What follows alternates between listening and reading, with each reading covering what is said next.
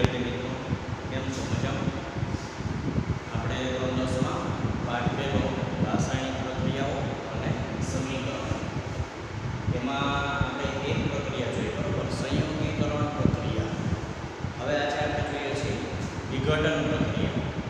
તો કોને કહેવાય વિઘટન પ્રક્રિયા? એના માટે તમને એક પ્રવૃત્તિ આપી છે. પ્રવૃત્તિ આપણે જોઈએ 1.5. એમાં શું કરવાનું છે? એક શુષ્ક કસનળી લેવાની છે, બરાબર. શુષ્ક કસનળી એટલે શું? કે જેની અંદર ભેજ કે પાણી છે એ બિલકુલ ન હોય એવી કસનળીને કહેવાય શુષ્ક કસનળી. એની અંદર તમારે 2 ગ્રામ ફેરસ સલ્ફેટ લેવાનું છે. ફેરસ સલ્ફેટનું સૂત્ર શું થાય? તો કે FeSO4, બરાબર. આમ તો એની અંદર પાણીના અણુ પણ હોય છે, તો સાચું આપણે સૂત્ર જોવા જઈએ તો FeSO4 × 7H2, 7 પાણીના અણુ છે એ ફેરસ સલ્ફેટની અંદર હોય છે. હવે ફેરસ સલ્ફેટ છે એના સ્ફટિકનો રંગ આપણે નોંધવાનો છે. તો કે ભાઈ ફેરસ સલ્ફેટના સ્ફટિકનો રંગ છે એ તો લીલો છે, બરાબર. કેવો છે? ફેરસ સલ્ફેટ જે છે એના સ્ફટિકનો રંગ કેવો છે? તો કે લીલો છે. હવે એને શું કરવાનું છે? તો કે આપણને આકૃતિમાં દર્શાવ્યા પ્રમાણે તે નળીને ગન્સન બર્નર ઉપર ગરમ કરવાનું છે, અને ગરમ કર્યા બાદ ફેરસ સલ્ફેટ છે એના સ્ફટિકના રંગનું અવલોકન કરવાનું છે, બરોબર. તો આપણે ફેરસ સલ્ફેટ છે એના સ્ફટિકનો રંગ કેવો કીધો? લીલો.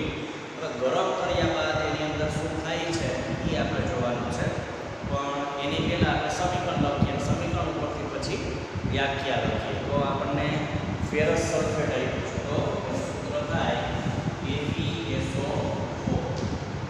શું થાય? ફેરસ સલ્ફેટના સ્ફટિકનું સૂત્ર શું થાય? FeSO4. હવે એ કેવા સ્વરૂપે હોય? તો સ્ફટિક કીધું એટલે કેવા સ્વરૂપે હશે? ઘન સ્વરૂપે હશે. તો અહીંયા આપણે ગેસ લખીએ. એને આપણે ગરમ કરીએ છીએ એટલે ઉષ્મા આપીએ છીએ, બરોબર.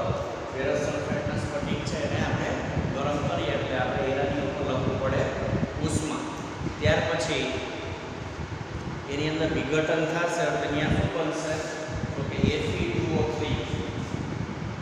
અહીંયા બનશે Fe2O3. એ કેવા સ્વરૂપે હશે? ઘન સ્વરૂપે.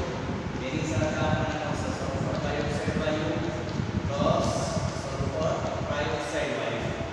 તમારે નાકમાં બળતરા કરે એવો વાયુ ઉત્પન્ન થશે, જેનું નામ છે સલ્ફર ડાયોક્સાઇડ અને સલ્ફર ટ્રાયોક્સાઇડ, બરોબર. હવે જુઓ જી, સમીકરણ આપણે લખ્યું એના ઉપરથી વ્યાખ્યા આપણે બનાવી શકીએ.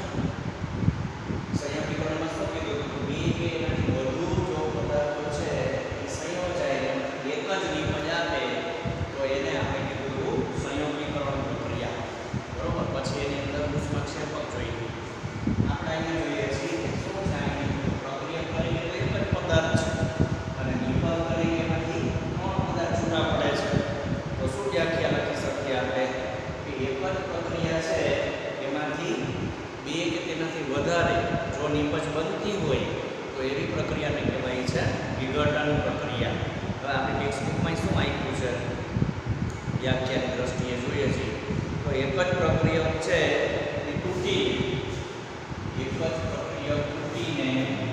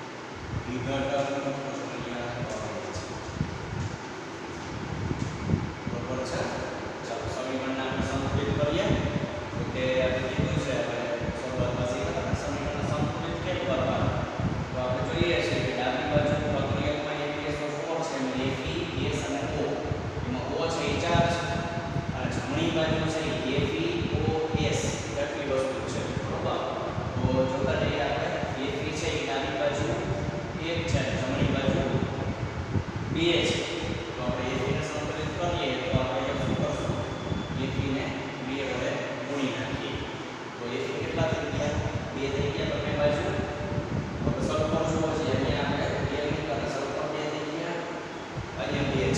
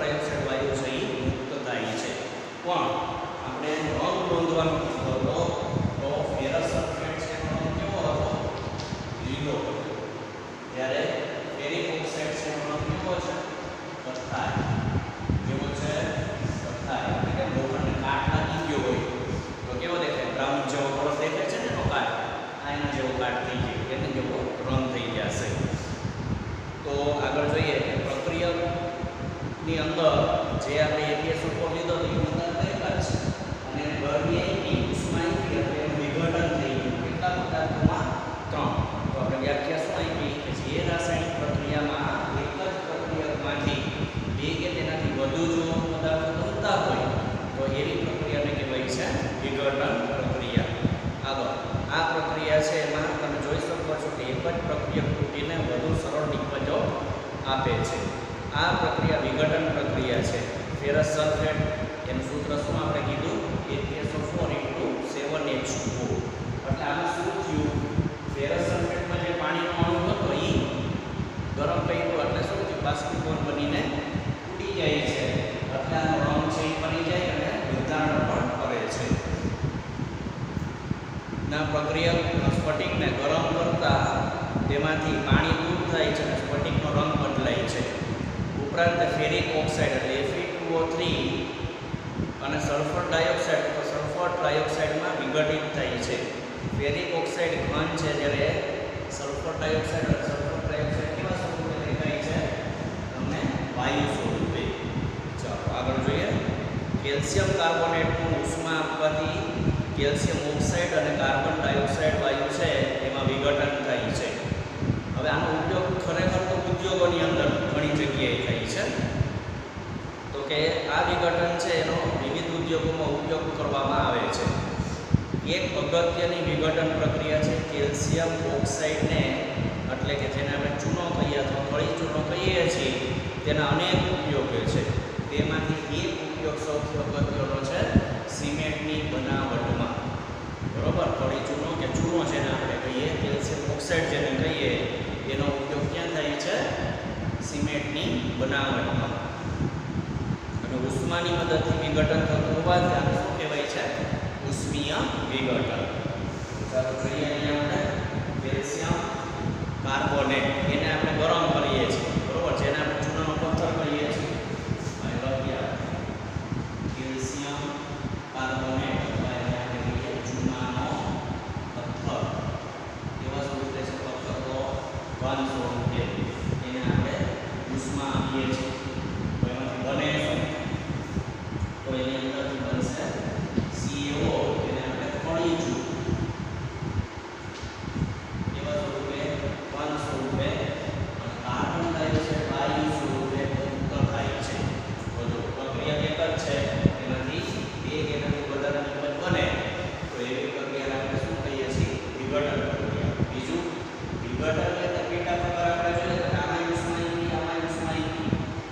તો કે જે પ્રક્રિયામાં આપણે ઉષ્મા આપી અને જો વિઘટન થતું હોય તો એવી પ્રક્રિયાને શું કહેવાય, ઉષ્મીય વિઘટન. તો ઉષ્માની મદદથી કરવામાં આવતી વિઘટન પ્રક્રિયાને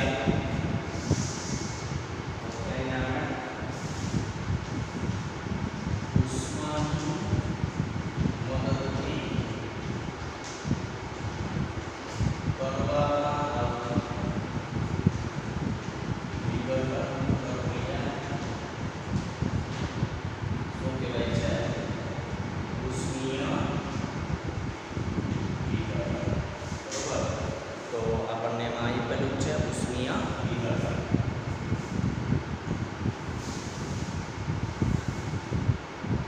શું કહેવાય છે પ્રક્રિયાને, ઉષ્મીય વિઘટન પ્રક્રિયા.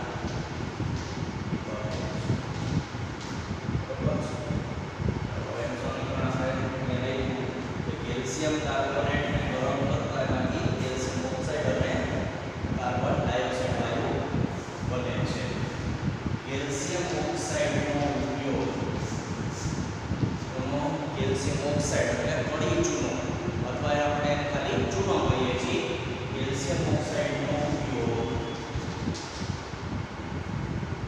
સિમેન્ટની બનાવટમાં, સિમેન્ટની બનાવટમાં છે. એક માર્કનો પ્રશ્ન છે આ, પૂછી શકાય.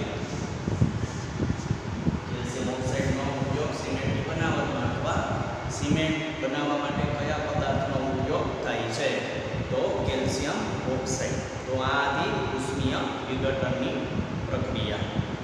ત્યાર પછી આપણને